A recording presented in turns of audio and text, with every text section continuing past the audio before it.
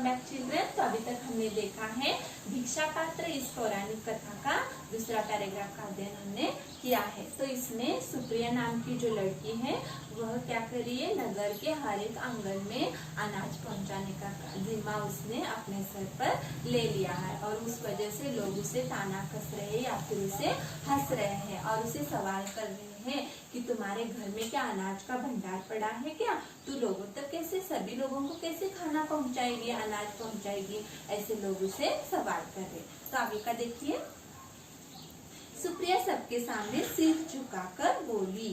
तो सुप्रिया ने क्या किया, सबके सामने सिर झुकाकर कहा कि मेरे पास और कुछ नहीं, केवल भिक्षा पात्र के रूप में यह कटोरा है। तो उसने अपना सिर झुकाकर यानी कि लोगों को तमीज से विनम्रता से जवाब देते हुए कहा कि मेरे पास तो कुछ भी नहीं है, सिर्फ भिक्षा पात्र का कटोरा है। कटोरा यानी कि बाउल, जो बाउल रहता है भिक्षा मांगने के लिए।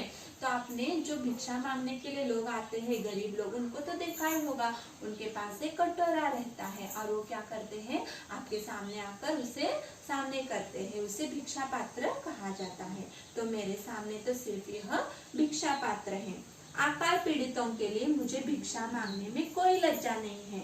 तो उसने कहा अकाल पीड़ितों के लिए मुझे भिक्षा मांगने में कोई लज्जा यानी कि मुझे कोई शर्म नहीं लगती।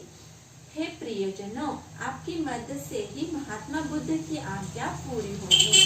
तो हे प्रियजनों यानी कि हे नगरवासियों, भक्तजनों, आपकी सहायता से ही महात्मा बुद्ध जी की आज्ञा पूरी होगी। मेरा भंडार तो आप सबके घरों में भरा पड़ा है।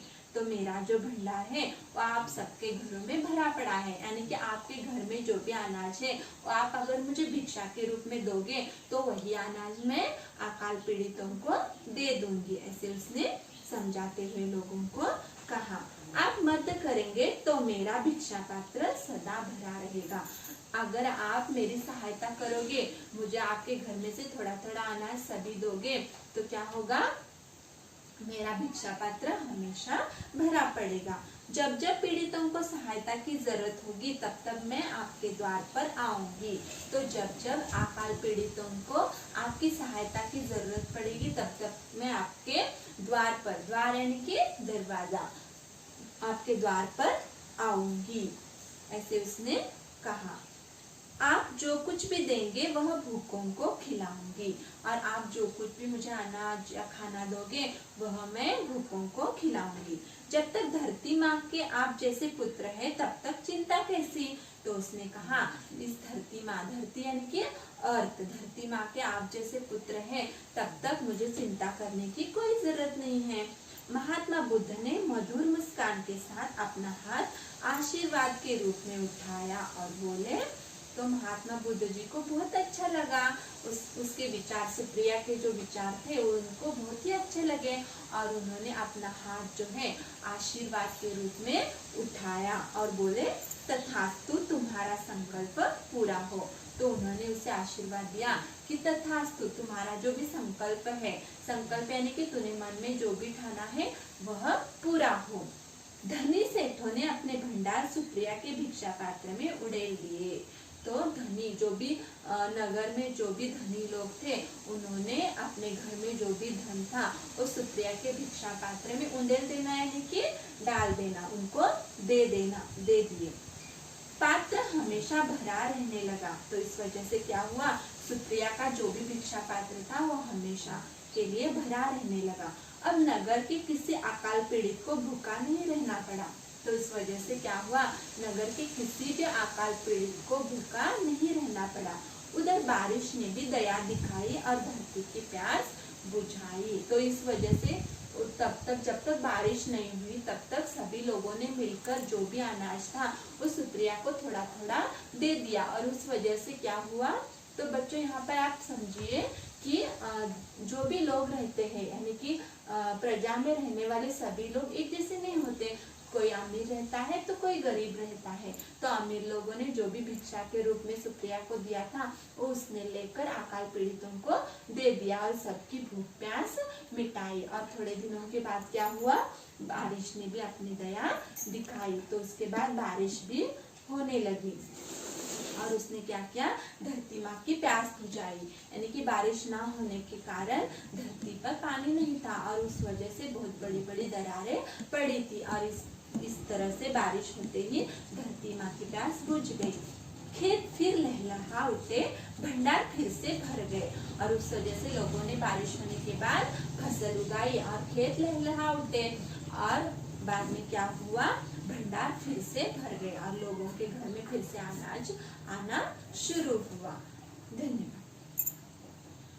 Welcome back children. तो अभी तक हमने देखा है भिक्षा पात्र इस पौराणिक कथा का दूसरा पैराग्राफ का अध्ययन हमने किया है। तो इसमें सुप्रिया नाम की जो लड़की है वह क्या कर रही है, नगर के हर एक आंगन में अनाज पहुंचाने का जिम्मा उसने अपने सर पर ले लिया है और उस वजह से लोग उसे ताना कस रहे हैं या फिर उसे हंस रहे हैं और उसे सवाल कर रहे हैं कि तुम्हारे घर में क्या अनाज का भंडार पड़ा है क्या, तू लोगों तक कैसे, सभी लोगों को कैसे खाना पहुंचाएगी, अनाज पहुंचाएगी, ऐसे लोग उसे सवाल कर रहे। तो आगे का देखिए, सुप्रिया सबके सामने सिर झुकाकर बोली। तो सुप्रिया ने क्या किया, सबके सामने सिर झुकाकर कहा कि मेरे पास और कुछ नहीं, केवल भिक्षा पात्र के रूप में यह कटोरा है। तो उसने अपना सिर झुकाकर यानी कि लोगों को तमीज से विनम्रता से जवाब देते हुए कहा कि मेरे पास तो कुछ भी नहीं है, सिर्फ भिक्षा पात्र का कटोरा है। कटोरा यानी कि द बाउल, जो बाउल रहता है भिक्षा मांगने के लिए। तो आपने जो भिक्षा मांगने के लिए लोग आते हैं, गरीब लोग, उनको तो देखा ही होगा, उनके पास एक कटोरा रहता है और वो क्या करते हैं, आपके सामने आकर उसे सामने करते हैं, उसे भिक्षा पात्र कहा जाता है। तो मेरे सामने तो सिर्फ यह भिक्षा पात्र है। अकाल पीड़ितों के लिए मुझे भिक्षा मांगने में कोई लज्जा नहीं है। तो उसने कहा अकाल पीड़ितों के लिए मुझे भिक्षा मांगने में कोई लज्जा यानी कि मुझे कोई शर्म नहीं लगती। हे प्रियजनों, आपकी मदद से ही महात्मा बुद्ध की आज्ञा पूरी होगी। तो हे प्रियजनों यानी कि हे नगरवासियों, भक्तजनों, आपकी सहायता से ही महात्मा बुद्ध जी की आज्ञा पूरी होगी। मेरा भंडार तो आप सबके घरों में भरा पड़ा है। तो मेरा जो भंडार है वो आप सबके घरों में भरा पड़ा है, यानी कि आपके घर में जो भी अनाज है वो आप अगर मुझे भिक्षा के रूप में दोगे तो वही अनाज मैं अकाल पीड़ितों को दे दूंगी। ऐसे उसने समझाते हुए लोगों को कहा। आप मदद करेंगे तो मेरा भिक्षा पात्र सदा भरा रहेगा।